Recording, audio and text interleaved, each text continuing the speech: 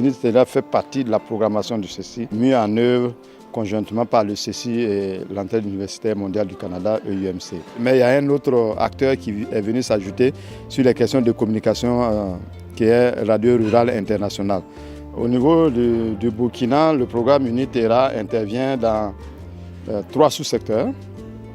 Le sous-secteur élevage traditionnel, volaille traditionnelle, et le sous-secteur céréales, surtout centré sur la transformation des produits céréaliers, et le sous-secteur oléagineux centré sur la commercialisation des amandes de qualité. On s'efforce de mettre en œuvre l'approche système de marché inclusif pour les femmes et les jeunes.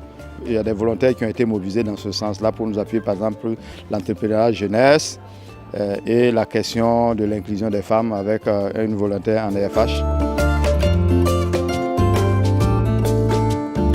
Le BHC, c'est une organisation qui fait dans l'achat groupé d'amandes de karité au niveau de ses groupements membres dans les villages. Donc les femmes, elles vont ramasser le fruit du karité et ensuite elles font un pré-traitement à la maison. Donc elles vont garder les amandes et ensuite elles vont les mettre dans des gros sacs pour pouvoir être vendues sur le marché. Et le principal marché ici au Burkina, c'est pour aller vers l'international.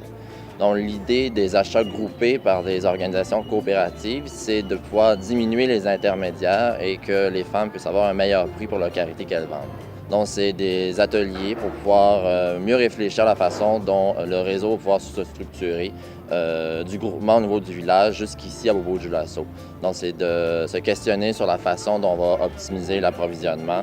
De quelle façon aussi, au niveau de l'organisation aussi, on pourra être meilleur en termes de gouvernance démocratique, en termes aussi de pouvoir économique pour les femmes. Lors de la transformation des amandes en beurre de karité, le défi était la gestion des résidus issus de la production du beurre de karité. Donc, ça régénère énormément de résidus et ils ne savent pas quoi en faire. Il y a des réglementations, des normes environnementales ici en vigueur, notamment le Code de l'environnement du Burkina. Donc, qui a ses exigences et qui, à la limite, à un certain moment, si les productrices ne se mettent pas en cohérence, ça peut aller jusqu'à la suspension de leurs activités. Donc le défi était tel qu'ils ont fait appel à Unitera afin de leur trouver un conseiller en renforcement de capacité pour essayer de les accompagner dans la gestion de ces résidus-là. Le deuxième aspect, c'est surtout la gestion des parcs à karité. Les collectrices notamment, elles n'arrivent pas à trouver des amandes en quantité suffisante et de qualité. Et effectivement, donc le défi, c'est de trouver comment faire en sorte d'adapter ces femmes au changement climatique, surtout la filière karité. Mon rôle, c'est vraiment d'accompagner ceci et le réseau des productrices de beurre de karité pour les aider à développer leurs produits, avoir un peu comme des entreprises qu'on a une mission, une vision, une stratégie, un plan d'affaires. Qu'est-ce qu'on veut développer, comment on veut le développer, puis de les accompagner autant au niveau national qu'international pour aller vendre, que ce soit le savon national, le beurre de karité pure à l'international. Maintenant, on est rendu à 10 000 membres, en fait, qui font partie du réseau. Donc, l'idée, c'est qu'on est capable maintenant de plus en plus de fournir les amandes de karité, parce que c'est principalement ça le rôle, et de signer des ententes avec des partenaires européens et pour pouvoir leur fournir les amandes. Même notre fournisseur européen aide avec l'analphabétisation, donc les formations. Et dans nos mandats, on a la formation à faire. On va chercher aussi la formation sur le biologique pour développer de plus en plus. Puis en fait, la coordonnatrice aussi, qui est une locale, qui a avancé et qui a à cœur ce projet-là, qui aujourd'hui maintenant peut aller un peu partout. Bon, elle est invitée en France, en Chine pour essayer de développer le marché. Nous, on avait emprunté pour l'usage des activités de travail des femmes. Mon rôle se traduit pour aider les unions à mettre en place un système de comptabilité. Parce que vous savez, la majeure partie des femmes, pas toutes, mais elles sont en majeure partie analphabètes. Donc, ils ne tenaient pas de comptabilité.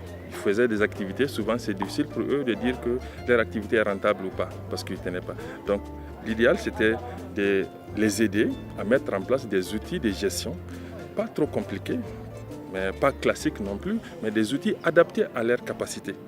Donc c'était juste tout ça. Donc le début c'était de faire un diagnostic, mesurer leurs capacités. Certains ont commencé l'école mais ça n'a pas allé loin compte tenu des pesanteurs socioculturelles. En tout cas, il y a beaucoup d'effets socioculturels qui pèsent sur les femmes. Donc c'était de voir leur niveau, essayer de mettre des outils dont elles sont capables de comprendre le fonctionnement et de pouvoir l'utiliser. Qu'est-ce qui est intéressant avec Uniterra, c'est la programmation économique et puis une analyse fine des marchés pour bien voir comment est-ce qu'on peut intervenir sans garrocher de l'argent un peu partout, bien cibler son intervention de telle sorte ensuite que ça va pouvoir se perdurer par l'avenir. L'approche avec les femmes, parce que j'arrive d'un domaine qui n'est pas féminin non plus, la maintenance industrielle, puis j'aimais l'axe qu'ils avaient. Le Canada m'a donné là une chance de revenir aider ces femmes-là dont je connais leur souffrance. Donc ça ne peut être que merveilleux pour moi et je me sens très bien dans ça, à côté de ces femmes-là pour les aider à s'épanouir.